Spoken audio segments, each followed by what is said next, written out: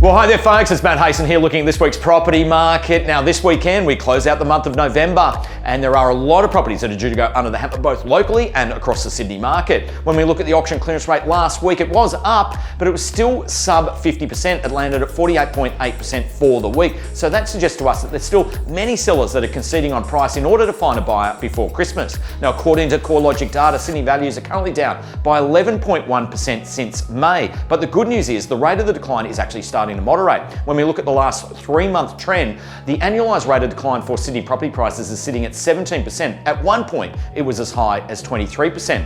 Also during the week, we've learned that mortgage repayments across the country are set to hit a record high. The chief economist at CBA Bank, Gareth Aird, has noted that if the cash rate lands at around 3%, that's going to push mortgage repayments as a percentage of income to a record high. Now clearly, Australian households are under some pressure and are likely to cut back on spending, but that's also going to dampen consumer sentiment and demand and also weaken the economy moving into 2023. Now, all banks and financial institutions and the markets are factoring in that the cash rate is likely to be increased for the 8th consecutive month in a row when the RBA do meet in December, landing the cash rate at 3.1%. Now, this weekend, as I mentioned, there's a lot of properties going under the hammer right across our market and across Sydney, and a lot of people have been mentioning that homes that require a lot of work aren't attracting as much interest, such as being the rapid increase in building costs. Well, this weekend, we've got two that we're going to put under the test. The first one is 11 Harris Street in Balmain. That auction is at 9:30 a.m. Then we move across to Hunters Hill at 7 Centenary Avenue. Now, both of these properties have attracted immense interest and we've issued a lot of contracts, so we're expecting to see